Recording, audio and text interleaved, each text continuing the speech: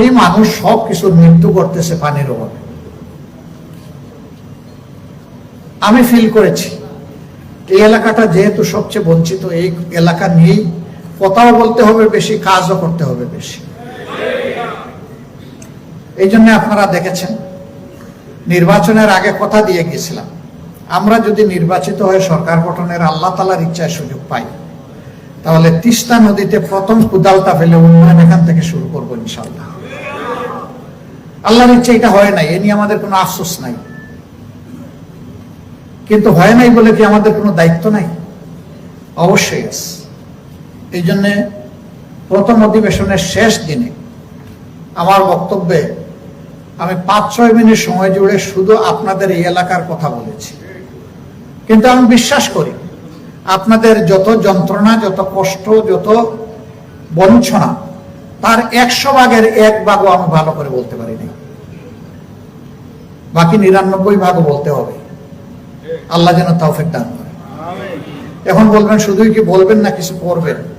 আল্লাহ যা সামর্থ্য দিবেন করবো ইনশাআল্লাহ, শুধু বলবো না। সরকার যদি আমাদের এই বলা ন্যায্য কথাগুলো বিবেচনায় নিয়ে এই অঞ্চলের উন্নয়নে মনোযোগী হয়, দায়িত্ব পালন করে, তাহলে সরকারকে আমরা অভিনন্দন জানাবো। কিন্তু সরকার যদি এই অঞ্চলকে বঞ্চিত করে রাখে, মনে রাখতে হবে যে শুধু ইলেকশনের আগে জাগো বাহে বলে ডাক দিলে হবে না। বাহাদেরকে জাগিয়েছেন, তারা জেগে এখন দেখতে চায়, জেগেই আছে, কি করেন এটা এখন দেখতে চায়। ইতিমধ্যে সাংবাদিক বন্ধুরা এই বাইরে আমরা কথা বলে আসলাম, তারা জিজ্ঞেস করেছে 35,000 কোটি টাকার বিনিময়ে এক নাকে পদ্মা ব্যারেজের পরিকল্পনা পাশ করা হয়েছে, আমরা তিস্তার ব্যাপারে কিছু বলবো কিনা। আমরা বলেছি হ্যাঁ, পদ্মা ব্যারেজও প্রয়োজন, ওটাও আমাদের দেশের অংশ। ওই এলাকার মানুষও ঠিক এইরকমই হাহাকার করছে। কিন্তু তিস্তার বিনিময়ে পদ্মা নয়, তিস্তার জায়গায় তিস্তার অংশ অবশ্যই দিতে হবে। তিস্তা বাঁচলে 2.5 কোটি মানুষের জীবন বাঁচবে। তিস্তা বাঁচলে এখানে সমস্ত জীব বৈচিত্র্য বাঁচবে, মাটি বাঁচবে, মা বাঁচবে, সবাই বাঁচবে। কিন্তু তিস্তা এখন সাকরাতুল মাউতে আছে। মহাপরিকল্পনার কথা শুনতে শুনতে মানুষ এখন ক্লান্ত, এখন আর ওই কথা শুনতে চায় না, এখন বাস্তবায়ন দেখতে চায়। সংসদের বক্তব্যে এও বলেছি, আল্লাহর উপর ভরসা করে সরকার যদি এই উদ্যোগ নেয়, তাহলে 20 কোটি মানুষের 40 কোটি হাত সরকারকে সহযোগিতা করবে ইনশাআল্লাহ। এই উদ্যোগ নিতে গিয়ে কারো চোখ রাঙানির পরোয়া করা যাবে না। আমার দেশ, আমার মাটি, 20 কোটি মানুষের দেশ, 20 কোটি মানুষের মাটি। এই মাটির উন্নয়নে এই মাটির লোকেরাই সিদ্ধান্ত দিবে, কারো চোখের দিকে তাকায় নয়, দায়িত্বের দিকে তাকায়। আমরা এটা দেখতে চাই। সম্মানিত সুধীমণ্ডলী, ভাগ্যবান আপনারা যে পরিবর্তনটা আল্লাহ তাআলা আমাদেরকে এনে দিলেন, যার কারণে আজকে এখানে বসা আসা, যার কারণে এই নির্বাচন, এই সরকার, যার কারণে আমাদের মতো লোকেরা আপনাদের প্রতিনিধি হয়ে সংসদের ভিতরে যেতে পারলাম আল্লাহ তাআলার ইচ্ছায়। এই কারণটার মূলে আপনাদের একটা বিশাল অবদান। আপনাদের বুকের সন্তান আবু সাঈদ, তার মৃত্যু এবং তার বীরত্ব গোটা বিশ্বকে চমকে দিয়েছিল। এই আন্দোলনে শক্তি জুগিয়েছিল। আপনারা বড়ই ভাগ্যবান, আপনাদেরকে মুবারকবাদ। আল্লাহ তাআলা আপনাদের গর্বে এই ধরনের সন্তান জন্ম দিয়েছিল। আল্লাহ তাআলার কাছে দোয়া করি দূর এবং অদূর ভবিষ্যতে আল্লাহ তাআলা এই ধরনের গর্বের সাহসী বীর সন্তান বেশি বেশি করে সারা বাংলাদেশে এবং বিশেষভাবে আপনাদের গর্বে যেন আল্লাহ দান করে। তাদের দ্বারা যেন দেশ এবং জাতির মুখ উজ্জ্বল হয়, বন্দী মানবতা যেন মুক্তি পায়, মজলুমের মুখে যেন হাসি ফুটে। আমরা আল্লাহ তাআলার কাছে দোয়া করি।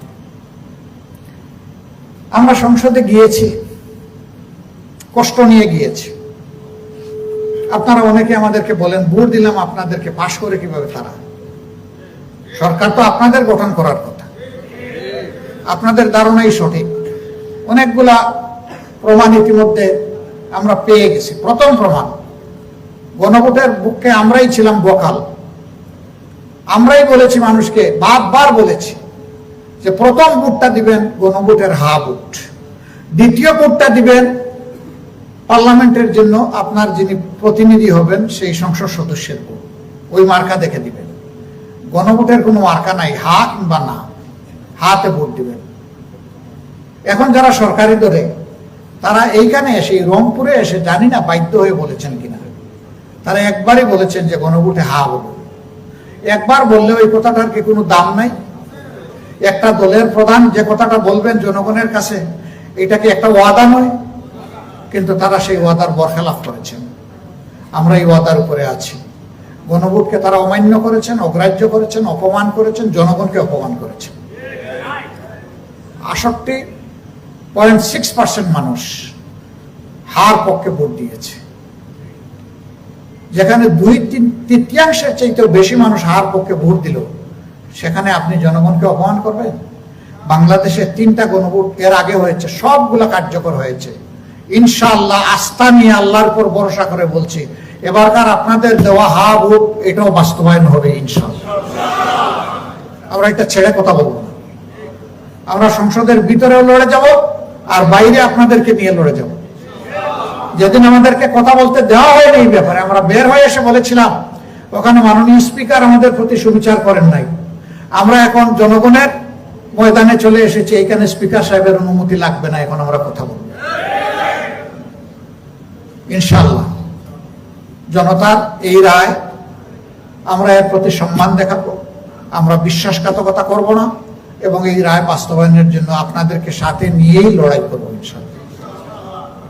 এরপরে দেখেছেন গত 15.5 বছর যে ফেসিবাদী শাসন আমাদের ঘাড়ে সংবিধানের কিছু দুর্বল জায়গার দোহাই দিয়ে জেকে বসেছিল, এইগুলা পরিবর্তনের জন্য বিগত সরকার কিছু অধ্যাদেশ জারি করেছিল।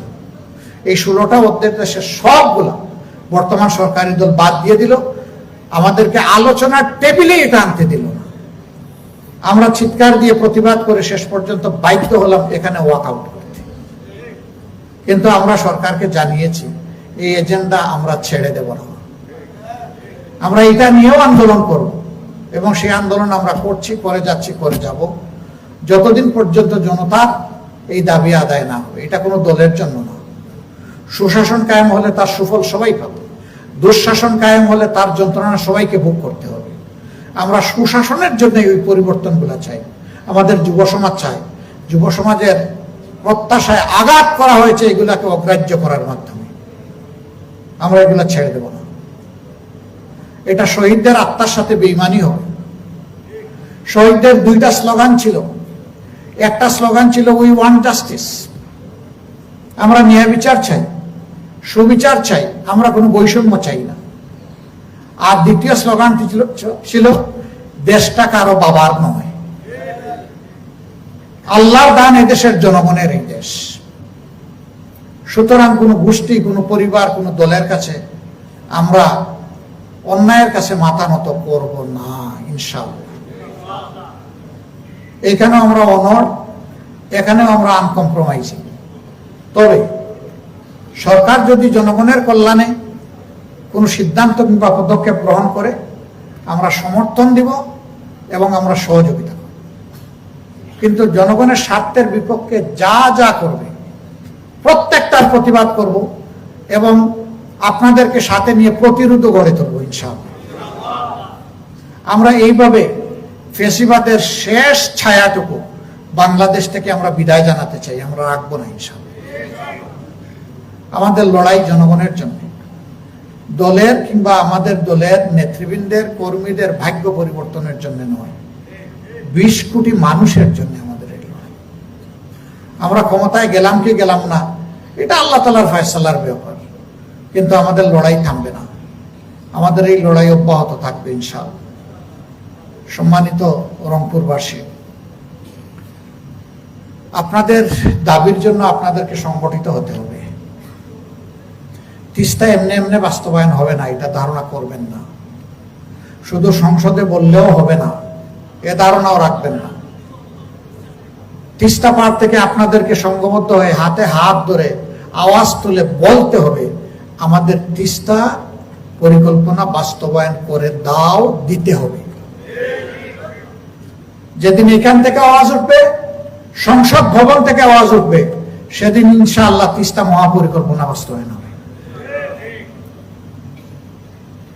এর পাশাপাশি আমরা বলেছিলাম, আমরা সুযোগ পেলে ইনশাআল্লাহ উত্তরবঙ্গকে আমরা কৃষির রাজধানী হিসেবে গড়ে তুলব। আমরা কি কথাগুলো বলি নাই? বলেছিলাম। কথার কথা নয়, মুখের কথা নয়, বাস্তবে এটার জন্য যা দরকার, যত ধরনের উপায় উপকরণ দরকার, সবগুলা দিয়ে আমরা যদি এইটাকে বাংলাদেশের কৃষির রাজধানী হিসেবে গড়ে তুলতে পারি, আমাদের বিশ্বাস বাংলাদেশের চেহারা বদলে যাবে ইনশাআল্লাহ। শুধু এই অঞ্চলের মানুষের চেহারা বদলাবে না, এই অঞ্চলের মানুষের চেহারা বদলানোর পাশাপাশি গোটা বাংলাদেশের চেহারা বদলে যাবে। আমরা কোনো সংকীর্ণতায় ভুগি না, সংকীর্ণতার কোনো জায়গা নেই। আমরা একটা মানবিক দেশ গড়তে চাই। মানবিক দেশ গড়তে হলে ইনসাফ ভিত্তিক আচরণ করতে হবে। ইনসাফের অর্থ এটা নয় সবাইকে সবকিছু সমান অংশে ভাগ করে দিতে হবে। একজন শিশু তার চাহিদা খাদ্যের, পুষ্টির আর একজন পরিণত বয়সের মানুষ, দুইজনের কি সমান হবে? একজন নারীর আর একজন পুরুষের কি সমান হবে? একজন যুবকের একজন বৃদ্ধের কি সমান হবে? নিশ্চয়ই সমান হবে না। মানুষের উচ্চতা যেমন সমান নয়, মানুষের ওজন যেমন সমান নয়, ঠিক তেমনি ভাবে মানুষের চাহিদাও সমান নয়, একইভাবে মানুষের যোগ্যতাও সমান নয়। কিন্তু মানুষ যেন তার যোগ্যতার স্বীকৃতি পায়, সম্মানটুকু পায়, তার যেটুকু যোগ্যতা আছে ওইটুকু যেন সে পায়। এইটা যদি না দেওয়া হয় তাহলে মানুষকে অপমান করা হয়। কার্যত মুষ্টিমেয় এদেশে 3.5% মানুষ, 96.5% মানুষের কপাল নিয়ে ঝাপটাঝাপটি করছে। এই লুটেরাদের হাতে বাংলাদেশের কপাল কিসমত ছিঁড়ে ফুড়ে খান খান হয়ে যাচ্ছে।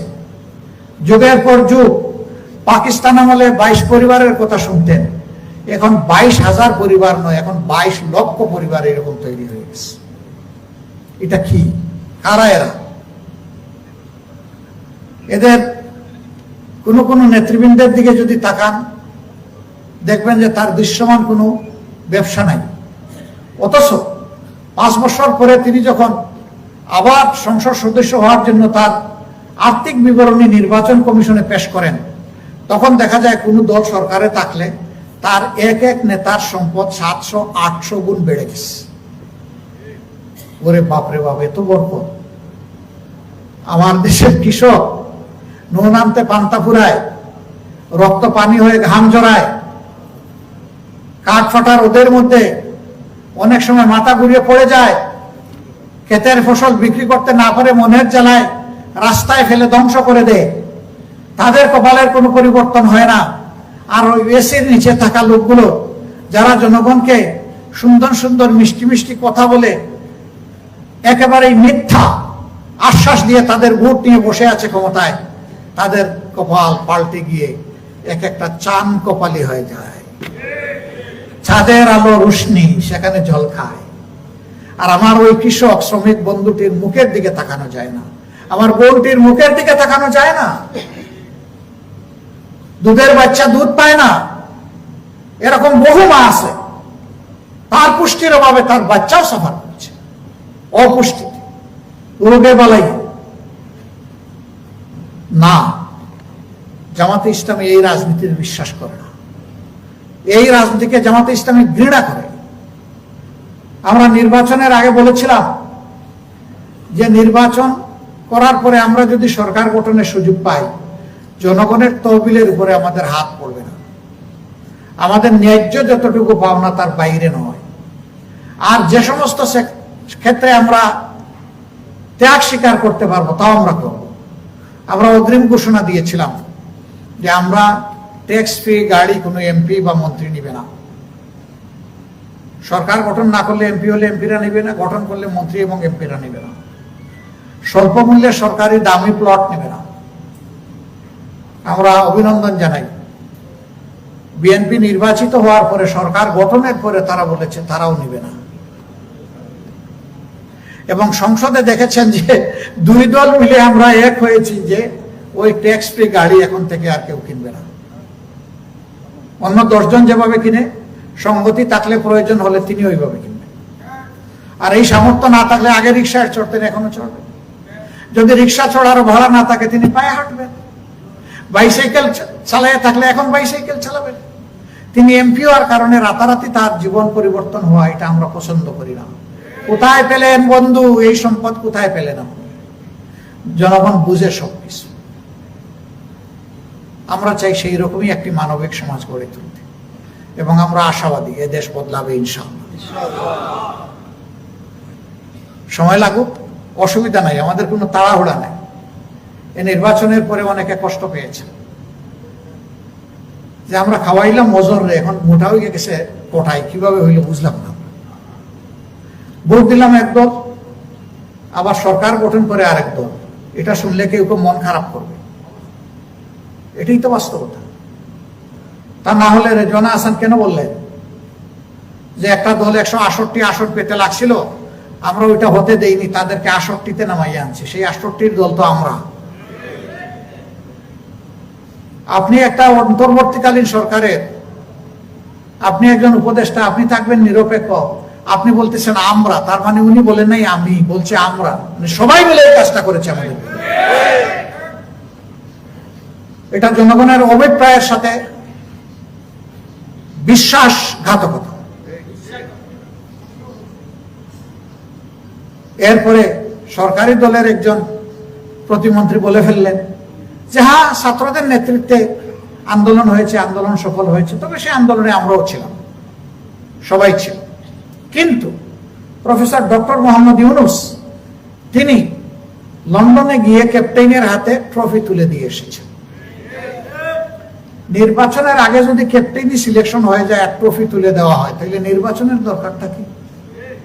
এটাকে জাতির সাথে একটা তামসা নয়? আমরা যখন বললাম নির্বাচনে ইঞ্জিনিয়ারিং হয়েছেন, তারা বললেন না, হয় নাই, জামাত মিথ্যা বলছে। এখন দেখা যায় রাজসাক্ষীও পাওয়া যাচ্ছে।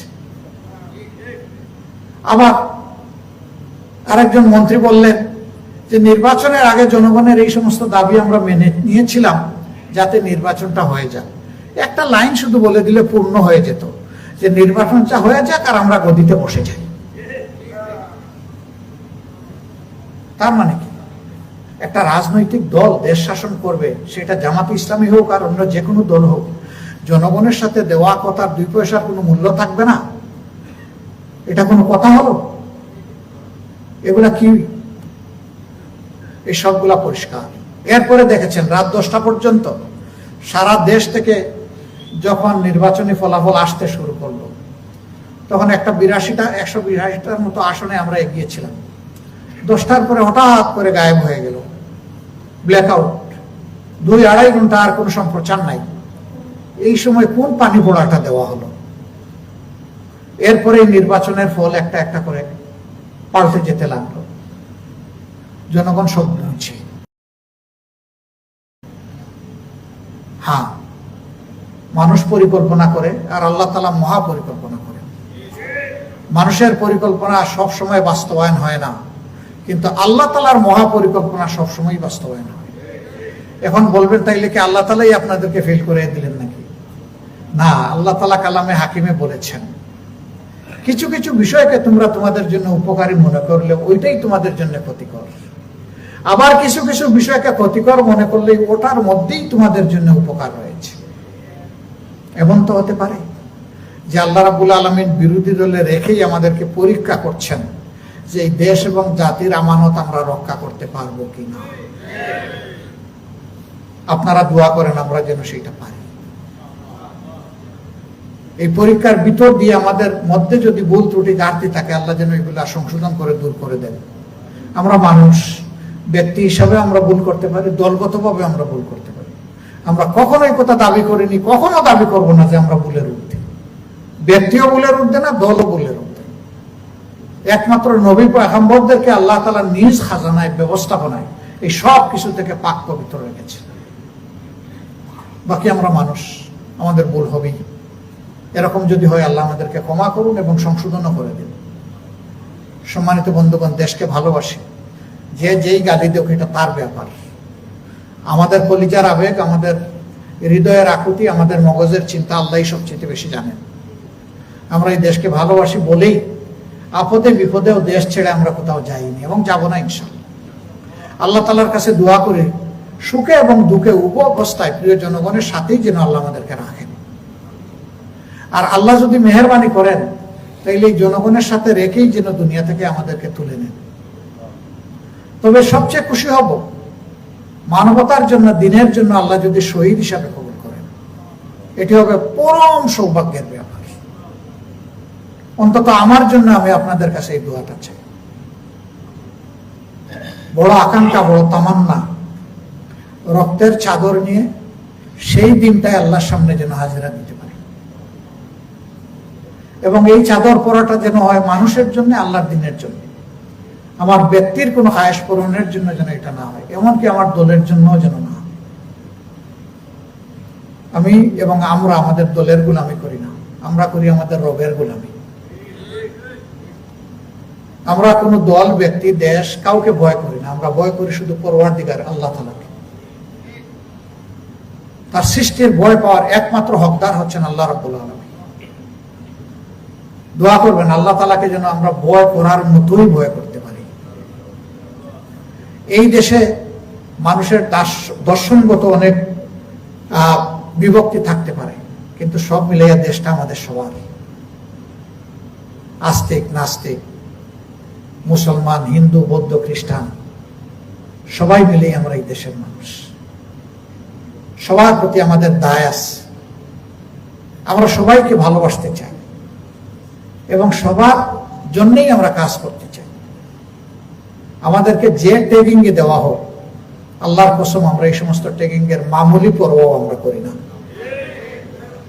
আমরা পরোয়া করি আমাদের কোনো কাজে জনগণের ক্ষতি হয়ে গেল কিনা এবং আল্লাহ অসন্তুষ্ট হয়ে গেলেন কিনা, ওইটার ভয়। আর কে কি বললো, কি গালি দিল, কি সমালোচনা করলো, that does not matter anyway. এগুলার পাত্তাই দিই না। আমরা এগুলার পাত্তা দিলে আমরা ঘরের কোণে বসে থাকবো, মানুষের জন্য কিছুই করতে পারবো। আল্লাহ তাআলার কাছে তৌফিক চাই, আল্লাহ যেন এই দেশের জন্য কিছু করার তৌফিক আমাদেরকে দান করে। সীমান্তে আমাদের অনেক সমস্যা, নতুন সমস্যা উকিঝুঁকি দিচ্ছে। আল্লাহ তাআলার কাছে আশ্রয় চাই, সাহায্য চাই। আল্লাহর সাহায্য নিয়ে যেন আমরা সব কিছু বীরত্বের সাথে মোকাবেলা করতে পারি। আল্লাহ যেন এই তৌফিক আমাদেরকে দান করে। সম্মানিত ভাই ও বন্ধুগণ, বৈশ্বিক অবস্থাও অস্থির। আগামীর দিনগুলা কেমন যাবে আল্লাহ তাআলা ভালো জানেন। এই যুদ্ধ একবার থামে, আরেকবার চলে। এর ভিতর দিয়েই আমাদের মতো গরিব দেশগুলা চলছে। ধনী দেশগুলো এই চাপ কিছুদিন হলেও সহ্য করতে পারবে, কিন্তু গরিব দেশগুলো এটা পারবে না। আমরা কিছুদিন আগে আমাদের দেশে এই দৃশ্যটা দেখেছি। প্রত্যেকটা পাম্পের সামনে তেলের লাইন, কৃষক হাতে কেইন নিয়ে, জারি কেইন নিয়ে ঘুরছেন। 4 জন কৃষকের তো মৃত্যুই হয়ে গেল হিট স্ট্রোকে, এই তেল নিতে গিয়ে তাদের জীবন চলে গেল। বাকিরা তাদের চাহিদা অনুযায়ী পর্যাপ্ত তেল পেল না। আবার কিছু সংখ্যক লোক এর মধ্যেই ছুটিয়ে ছুটিয়ে চুরি করে তারা মজুদ গড়ে তুলল জাতির এই দুঃখ কষ্টের সময়। আমরা চাইলাম এর বিরুদ্ধে সম্মিলিত সামাজিক উদ্যোগ নেন আমাদের পার্লামেন্ট। আমরা নোটিশ দিলাম আলোচনার জন্য, সরকার ভয় পায়, এই নোটিশের উপরে আলোচনা করতে দিতে চাইল না। তারপরে যে কোনো কায়দায় হোক আমরা আলহামদুলিল্লাহ আদায় করলাম। আদায় করার পরে একটা অর্থবহ আলোচনা হলো। অর্থবহ আলোচনার শেষ প্রান্তে গিয়ে আমি প্রস্তাব দিলাম যে এই যে যন্ত্রণাটা, এটাই সরকারের তৈরি না, এটা যুদ্ধের কারণে, এটা গ্লোবাল ম্যাটার, বৈশ্বিক ব্যাপার। আমাদের উভয়ের দায় আছে, সরকারি দলেরও দায় আছে, আমাদেরও দায় আছে। জনগণের জন্য আসুন আমরা একসাথে কাজ করি। একটা কমিটি গঠন করেন, এই কমিটি কোথায় কোথায় সমস্যা এটা খুঁজে বের করবে এবং সমস্যার সমাধানটাও প্রস্তাব আকারে আনবে। আল্লাহু আকবার। পরের দিন প্রধানমন্ত্রী এসে বললেন যে ওই প্রস্তাবের আলোকে একটা কমিটি গঠনের জন্য আমরা একমত হয়েছি। তা 10 জনের কমিটিতে 5 জন থাকবে সরকারি দল থেকে, 5 জন বিরোধী দল থেকে। উনি সরকারি দলের 5 জনের নাম ঘোষণা করলেন, তারপরে অনুরোধ জানালেন বিরোধী দল থেকে আমরা যেন নামটা ঘোষণা করি। আমরা বসলাম, সাথে সাথে বসে পরামর্শ করি, 5 জনের নাম দিলাম, কমিটি ডিক্লারেশন হলো, স্পিকারের মুখ থেকে আসলো। একদিন পর থেকেই দেখা গেল যে মানুষের মধ্যে একটা প্রশান্তি, একটা আস্থা চলে এসেছে। কি জন্য? মানুষ বিশ্বাস করেছে যে এইটাকে সরকারি দল বিরোধী দল তারা অত্যন্ত গুরুত্বের সাথে বিবেচনায় নিয়েছে। কাজেই আমাদের এখন আতঙ্কগ্রস্ত হওয়ার কোনো কারণ নেই। এই যে আস্থার জায়গাটা তৈরি হয়েছে, এই জন্য দেখেন যে সমস্যার অনেকটাই সমাধান হয়ে গেছে। এখন কি এরকম মাইলের পর মাইল দেখেন লাইন? আপনারা দেখেন না। এখন কি কেউ বলে যে আমাকে 2000 টাকার বেশি তেল দেয় না? তো আগে তো এইটাই ছিল, এখন হলো কেন? হ্যাঁ, চোররা বুঝে ফেলেছে যে 2 পক্ষ এক হয়ে গেছে, এখন চুরি করে আর পালানো যাবে না। জাতীয় জীবনের সব ক্ষেত্রে যদি সদিচ্ছা নিয়ে রাজনীতি করা হয়, তাহলে আমরা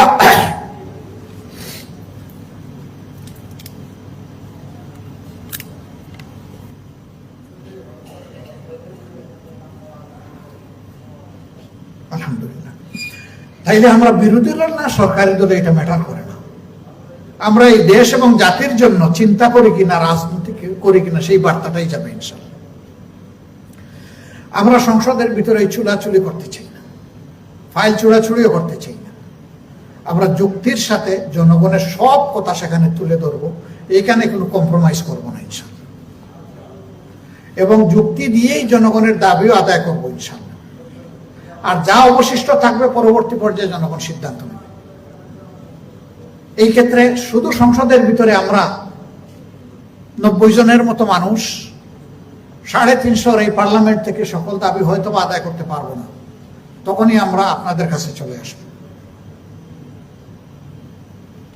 তখনই আমরা দায়িত্ব ভাগ করে নেব, অংশীদার হব, লড়াই করব, আন্দোলন করব। মনে রাখবেন, আমার অধিকার কেউ আমার গড়ে এনে দিবে না, আমাকে আমার অধিকার লড়াই করেই আদায় করতে হবে। যেই জাতি লড়াকু, তাদের অধিকার তত সহজে আদায় হবে। আমরা পারবো ইনশাআল্লাহ। আপনাদের শুধু দোয়া এবং সহযোগিতা চাই। আগামীতে স্থানীয় সরকার নির্বাচন, এই নির্বাচনের সব প্রতিনিধি, আমানতদার প্রতিনিধি নির্বাচনের ক্ষেত্রে আপনারা গুরুত্ব দিবেন আমরা আশা করি। আমরা রংপুরবাসীকে অভিনন্দন জানাই। এখানকার 6টা আসনের 6টা আসনই আপনারা আমাদেরকে ভালোবেসে, আমাদের প্রতি আপনাদের অন্তরের সমর্থন দিয়ে আপনারা এখানে আমাদেরকে সফল করে দিয়েছেন। আপনারা দোয়া করবেন আমাদের এই নির্বাচিত জনপ্রতিনিধি এবং আমাদের পুরা সংগঠন, কেন্দ্র থেকে স্থানীয়, আমরা যেন আপনাদের এই কৃতজ্ঞতাটুকু প্রকাশ করতে পারি, আপনাদের ঋণ যেন পরিশোধ করতে পারি। আমরা ইনশাআল্লাহ চেষ্টা করব। এখন এই লোকদেরকে কাজ সচ্ছলভাবে করে দেওয়ার জন্যই স্থানীয় প্রতিনিধিগুলোও যদি আপনারা সেইভাবে নির্বাচিত করেন, তাহলে ইনশাআল্লাহ জনগণের হকটা জনগণের হাতে কোনো ধরনের চুরি চামারি ছাড়া পৌঁছে যাবে ইনশাআল্লাহ।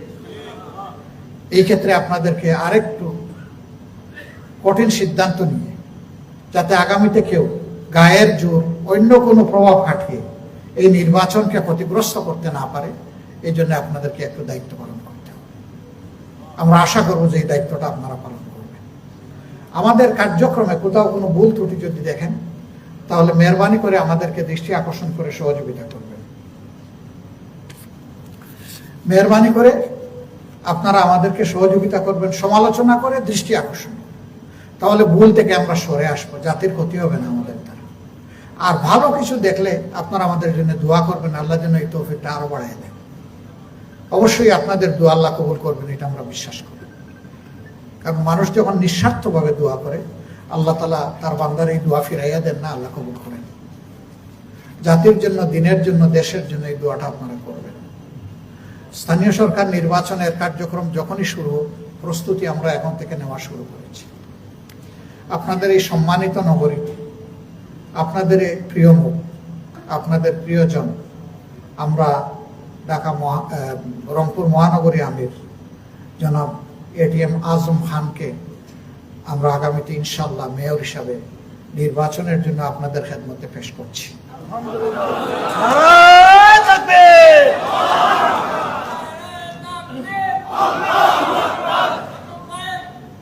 আপনারা জাতীয় নির্বাচনে যেভাবে আন্তরিকতা নিয়ে এই দায়িত্বটা পালন করেছেন, আপনারা আশা করব যে স্থানীয় নির্বাচনে এর চাইতেও বেশি এগিয়ে আসবেন ইনশাআল্লাহ। এখানে মা বোনেরা নাই ইনশাআল্লাহ, এখানে আমার মা বোনেরা নাই, কিন্তু মা বোনের প্রতিনিধিরা আছে যারা তাদের লজিংয়ে থাকেন। ঘরের মালিক কিন্তু ওনারা, আপনার সম্পদ, আপনার সন্তান এবং আপনার ইজ্জতের তারা পাহারাদার। এখন বললেন তো ঘরের মালিকানাটা কার হবে? আপনারা লজিংয়ে আছে। আজকে গিয়ে বলবেন যে আপনি তো আমার লজিং মিস্টেস, আপনার লজিং বড় ভালো লজিং, আমি এই লজিংয়ে থেকে আমি আনন্দিত, আমি গর্বিত। তাদেরকে আমাদের সালাম পৌঁছাবেন, দোয়া করতে বলবেন। নারী পুরুষের সম্মিলিত প্রয়াসেই আমাদের সমাজে এগিয়ে যাবে ইনশাআল্লাহ। মাদেরকে, বোনদেরকে, মেয়েদেরকে তাদের মর্যাদায় আমরা অভিষিক্ত করব, অভিশাপ থেকে মুক্ত করব। সমাজে তাদের ইজ্জত, তাদের সম্পদ, তাদের জীবনের নিরাপত্তা নেই। যদি আল্লাহ আমাদেরকে এই সুযোগ দেন, তাহলে অঞ্চল হিসাবে এই দিকে আর লিঙ্গভেদে ওই দিকে আগে গুরুত্ব দেওয়া হবে ইনশাআল্লাহ। যে জাতি তার মাকে সম্মান করতে জানে, নারী জাতিকে সম্মান করতে জানে, নারী জাতির নিরাপত্তা নিশ্চিত করতে পারে, আল্লাহ তাআলা সেই জাতিকেই সম্মানিত করে। আমরা সেই সম্মানটুকু আমাদের নারী জাতিকে, মা বোন এবং মেয়ের জাতিকে আমরা তুলে দিতে চাই। আল্লাহ আমাদেরকে তৌফিক দান করুন। আপনারা সবাই দোয়া করবেন। আজকে মূল্যবান সময় আপনারা ত্যাগ করে, কুরবানি করে এখানে এসেছেন। আমাদের কাছে এর যা দেওয়ার সামান্যতম কোনো সামর্থ্য নেই। আমি বিশ্বাস করি আল্লাহর জন্য, দেশের জন্য, মানুষের জন্য আপনাদের এই ত্যাগ আল্লাহ তাআলা কবুল করুন।